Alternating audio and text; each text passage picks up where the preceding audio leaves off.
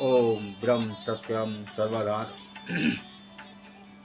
आज दास की कबीर बाणी।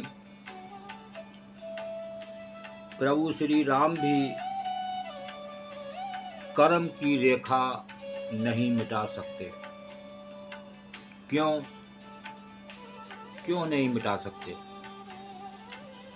फल भी उन्होंने ही दिया। जो फल देता है वो उसे मिटा नहीं सकता, लेकिन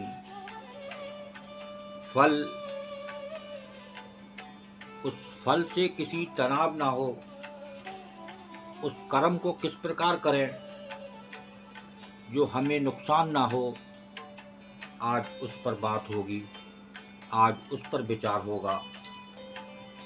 और देखिए, ये वाणी साफ साफ बयान कर रही है कबीर दास जी की कि कर्म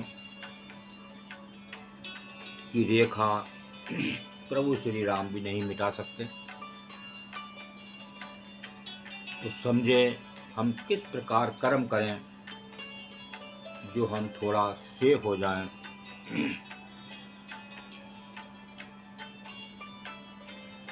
कबीर रेखा कर्म की,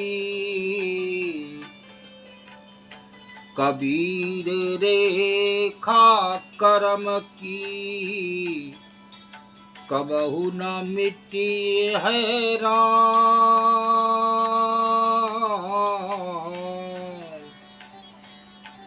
मेटनहार समर्थ है,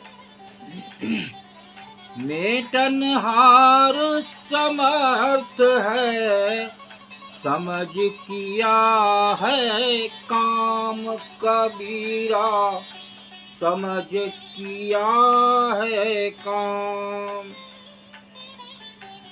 कबीर रेखा कर्म की, कबहु न मिट है राम। मेटनहार समर्थ है, समझ किया है काम। देखिए, बिल्कुल क्लियर वाणी संदेश दे रही है। राम भी कर्म की रेखा नहीं मिटा सकते। कबीर रेखा कर्म की, कबहु न मिट है राम। साफ साफ एक संत ने लिख दिया। और आगे लिख रहे हैं, मेठन हार समर्थ है, समझ किया है काम। वो इसमें समर्थ हैं, परंतु विचार कर उन्होंने जो कर्म फल दिया है वो कैसे मिटा सकते हैं। फल ही वो प्रभु श्री राम देने वाले हैं। भगवत गीता में भी आता है, कर्मण्ये बाधकारस्ते मा फलेषु कदाचन। कर्म करने का अधिकार है, फल की इच्छा मत रख। वही बात कबीर दास जी एक संत कह रहे हैं, वही बात भगवान श्री कृष्ण भगवत गीता में कह रहे हैं। और यहाँ क्लियर प्रभु श्री राम भी कर्म की रेखा नहीं मिटा सकते। वो इसमें समर्थ हैं, परंतु विचार कर उन्होंने जो कर्म फल दिया है वो कैसे मिटा सकते हैं। अब एक और वाणी सेवन करते हैं, फिर कर्म फल पर विचार होगा कि हम किस प्रकार से इसका तनाव दूर कर सकते हैं। कबीर घट में राम है, कबीर घट में राम है, रजक मौत जीव सार।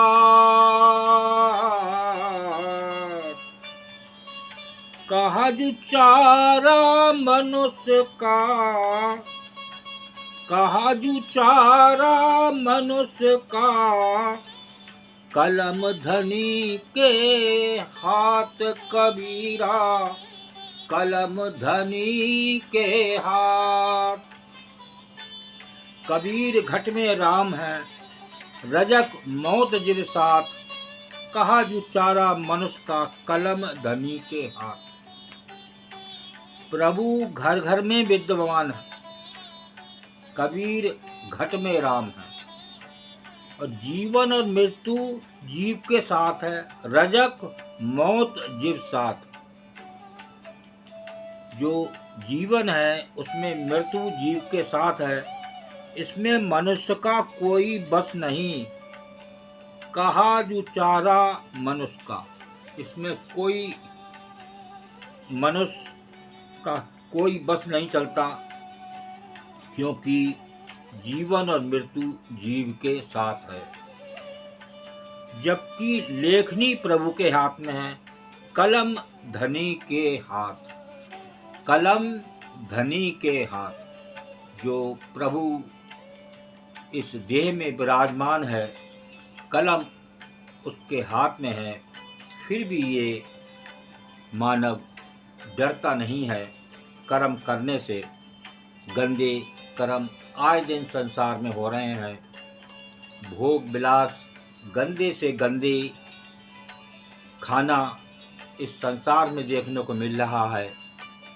अब सावन निकला, अब मांस मदिरा जो छोड़ रखी है फिर से शुरू हो जाएगी। ये क्या लीला है, ये ही प्रभु की माया है। वो मानव संसारी किस माया में किस समय चपेट में आ जाए, ये एक एक कर्म का हिसाब देना पड़ेगा, क्योंकि फल आपके हाथ में नहीं है। तो अब बात हो रही थी कर्म की, कि कर्म हम किस प्रकार करें जो हम कर्म से तनाव दूर रख सकते हैं, कि पता नहीं इसका फल क्या होगा, क्योंकि वो लेखनी उस प्रभु श्री राम के हाथ में है और वो अपना फल मिटा नहीं सकते। तो ये एक कर्म, पहले तो ये काम करना पड़ेगा एक, कि अपने को आप प्रभु के उस गुरु के समर्पण कर दें। ये सबसे पहला काम आपको करना पड़ेगा। जब तक आप कर्म के फल के तनाव से कम नहीं हो सकते, आपको तनाव रहेगा ही। क्यों? ये काम करा, कर्म करा, इसका फल क्या है कुछ नहीं पता। तो ये कर्म का फल प्रभु को पता है, उसकी लेखनी प्रभु के हाथ में है। हर समय आपका हर फल उस लेखनी में लिखा जा रहा है। तो इसको जब आप अपने को एक गुरु के समर्पण कर देंगे और उस गुरु के आदेशानुसार आप कर्म करेंगे, ये कर्म गुरु कह रहा है हमसे करने के लिए, तब हम कर रहे हैं, तो वो उसका फल गुरु देखेगा। और आप कर्म करके भी थोड़ा बहुत उससे कर्म का लाभ उठा सकते हैं, तनाव से दूर रह सकते हैं, क्योंकि वो कर्म जो आप कर रहे हैं, मैंने करा, मेरी ये देह है, ये ही सबसे बड़ा दर्द है, सबसे बड़ा दुख है, सबसे बड़ी तकलीफ़ है, जिसे इस संसार में मैक्सिमम लोग इससे को नहीं जानते। ये मेरी देह है, ये काम मैंने करा, मैं ऐसा करूँगा तो ऐसा ही होगा। वो प्रभु, वो दाता, जो फल वो देंगे आपको वही मिलेगा। कर्मण्ये बाधकारस्ते मा फलेषु कदाचन। प्रभु श्री कृष्ण जी की भी बात को याद रखें, प्रभु श्री राम जी की भी बात याद रखें। हर शास्त्र यही कह रहा है।